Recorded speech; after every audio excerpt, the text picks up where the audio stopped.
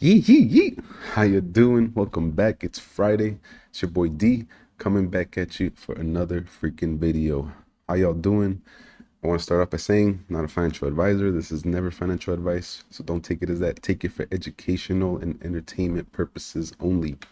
I want to start off by saying it was a wild week. Lots of gap ups, gap downs, a lot of volatility in the market, lots of madness going on, and I'm going to break down my thoughts in this video. First off, I want to thank the subscribers. Yesterday, you guys left some awesome comments. Feeling way better, 1,000 times better than I did at the beginning of the week.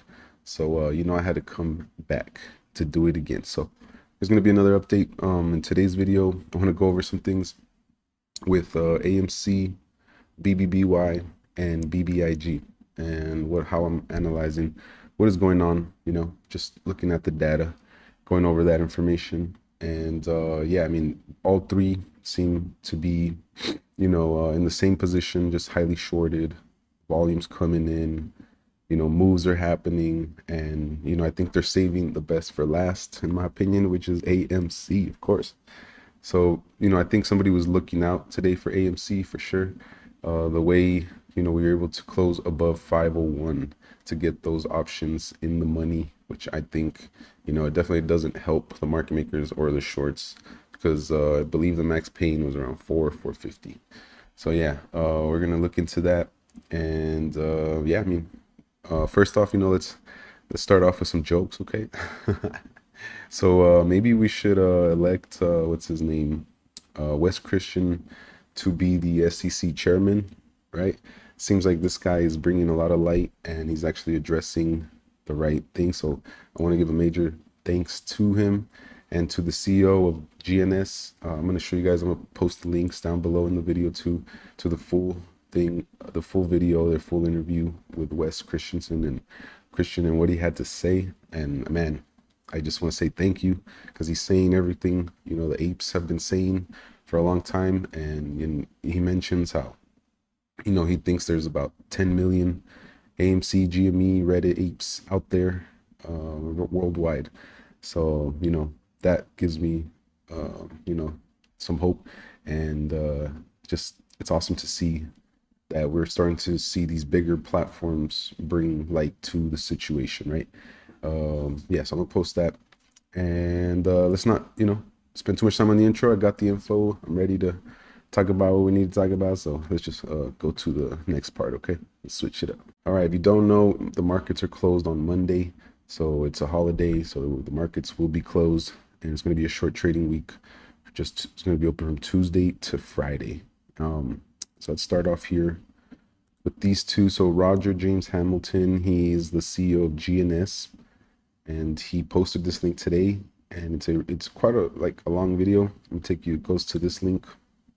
So this is his channel, Roger James Hamilton, but and he's got a big platform, 176,000 subscribers, and the comments, people are loving what happened in this interview and what he is saying. And he's talking a lot about short selling, naked short selling, illegal tactics, and how he has been, hopefully, and from what I, understood, is that he's been gathering data, and he's been working with, I believe, Share Intel to gather this data, and he's pointing out the fraud and the manipulation and talking about all that in this video. It's really long. It's 37 minutes, so I'm not going to play any of it, but check this out. The title is "Wall Street Stole 300 million from Me. I'm Getting It Back." So this CEO is not afraid to talk back, to stand up and say, there is something going on with my stock, my shares, and I want to know what it is.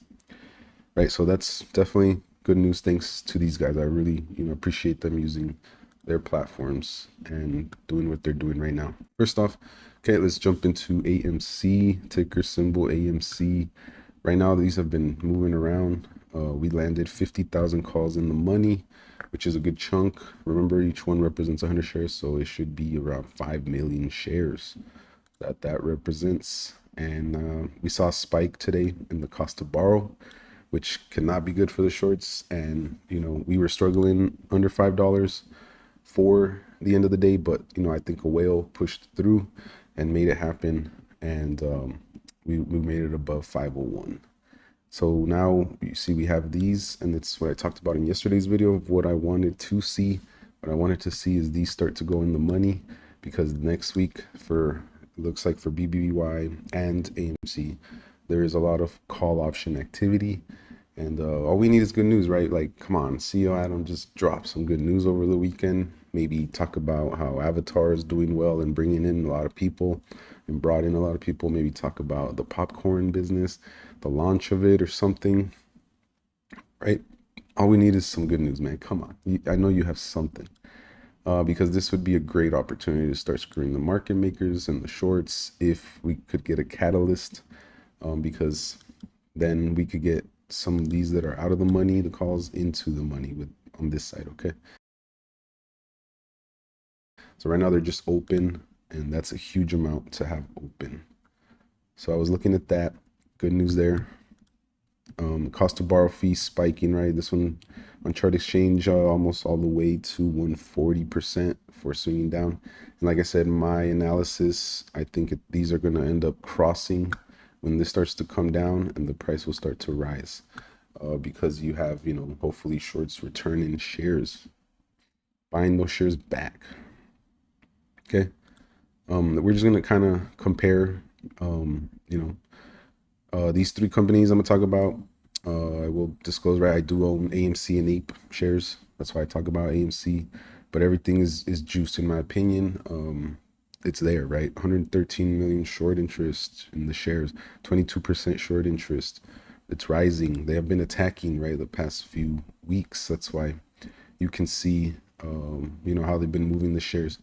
Then down here, right, with the max at 129 on Fintel. I know on Ortex it's a lot higher, but I'm just using this to compare these three. Okay, so basically, I already talked about right now. AMC, I think next week can be very interesting if we can get this gamma ramp started, because then gamma ramps lead to short squeezes, guys. It can, right? And then FOMO and volume, that's how you build all that action that can come through. Okay, BBBY. Again, like, I'm not here to tell you what to do. I'm not here to tell you to buy, hold, or sell. I opened up a call for, next Friday. It expires next Friday because of the volume. But today it dropped down dramatically. I didn't quite catch the bottom. I got in a little bit earlier than that. But I still believe what I'm looking at is interesting. And I think there could be a continuation next week, right? So we're looking at 33% short interest, just extremely high. And to me, this is not a buy and hold situation, right? I'm not even going to get into the shares, none of that. I just want to ride the volatility. And if we can continue that next week, it will be profitable. But right now, 0 shares available. And cost to borrow seems to be around 67% for BBBY. Then we're going to go into BBIG. BBIG, I've been holding shares. I have around 199, 200 shares. I've been holding for a long time. Definitely not even near my cost average right now. But I wanted to touch on this because, again, it has a high short interest. And today, what happened with the volume? So the volume, let me check it out here real quick. The volume came in at 17.5 million total for the day. When I started to look at this, it was around 2-3 million. And then all of a sudden, right, you start to see it went up 20-30% intraday, almost near the close of the day. And somebody covered, I mean, that's around 14 million shares that popped up. So you can see the dramatic, change when the shorts cover. So I believe somebody covered there at the low for BBIG, right? So we're looking at that. They had asked me about it in the comments yesterday, but I really honestly I didn't have my eye on it right now. I haven't been paying attention to that. I'm more focused on BBY, BB, or GameStop, AMC. But they are part of the same meme baskets, right? And I believe there's a lot of apes in BBIG as well. So you can see low shares now. There was about 1 million a few hours ago. Now there's 300,000 because of what happened. See, like the price skyrocketed, so the shorts had to start trying to control it, right, by shorting it. Not a high cost to borrow though, 8.5% on there. So we're just gonna kind of look at these charts for a little bit. What I do like, okay, this is AMC. What I do like is the calls that landed in the money for next week. That could give us some juice, right, to start moving up. And again, we still have the green signal, the green buy signal. These are the super trends. So I put this range here yesterday, what I believe it can get to in order to test this, because if we can break this, we can see some serious moves, but it's called a technical breakout. So still looking good. Close on a green candle, and the MACD's up and RSI's in the middle, right? So in my opinion, it's next week can get very interesting. Okay, really quick. We just need some sort of catalyst, right? Some sort of news, so on. Okay, so that's what I'm looking at on there. Now here, this is BBBY. Volume fell off a little bit today, but still between these 4 days, 5 days, it's probably between 700 million volume and a billion volume. When there should only be 117 million shares outstanding. The cost of borrow fee is extremely high on Webull. I'll just post the screenshot, but it's 280%, I believe. Cost to borrow on Webull for BBBY. And this is what I'm thinking what's about to happen, right? So it tested the CMA, didn't quite get past it.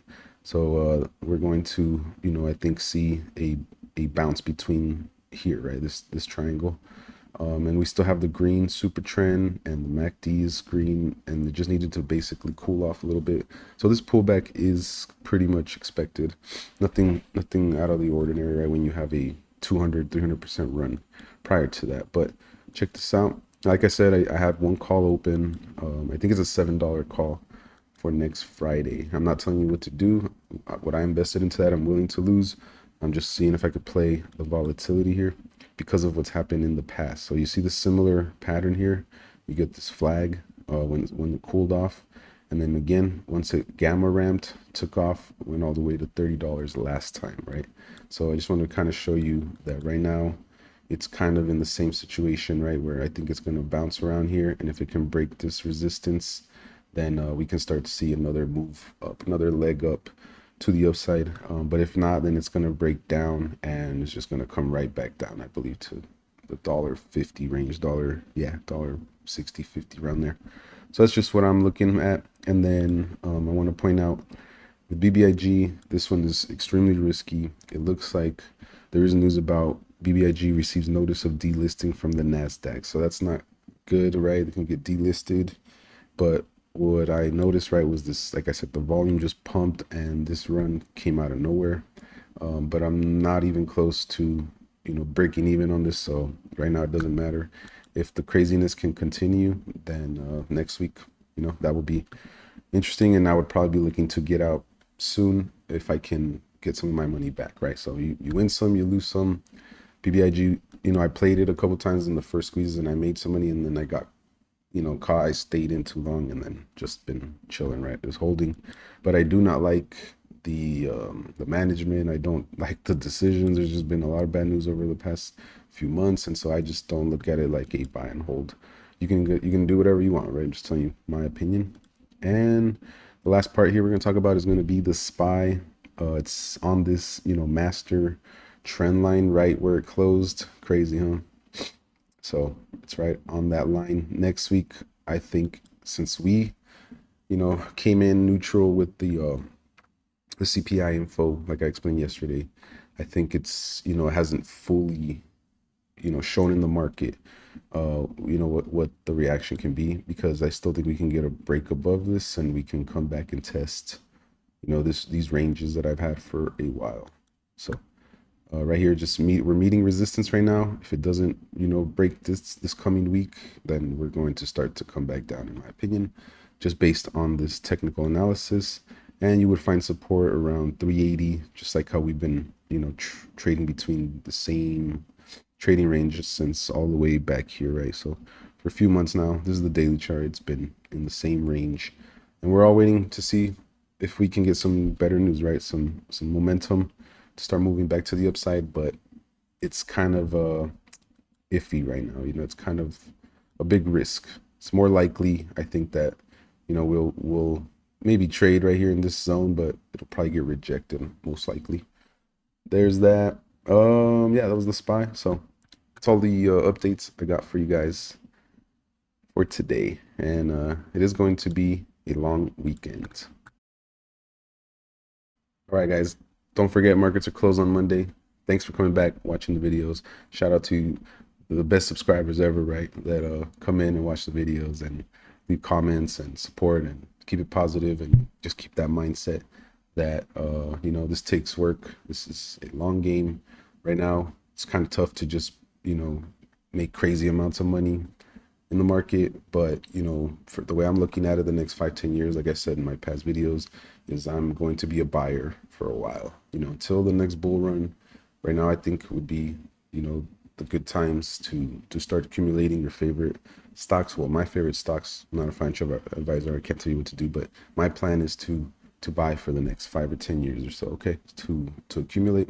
And whether that's stocks that pay dividends or good value stocks, or you know, good like Lucid, right, for example, I think it has a bright future, you know, things like that. So enjoy your long weekend, guys. Hopefully you get some time to relax, kick back. Friends and family are always important, or alone time, right? If you're over it with all the holidays that passed and you just need to kind of unwind and rebalance. So that's all I got for you guys. Thank you so much. Catch you in the next video.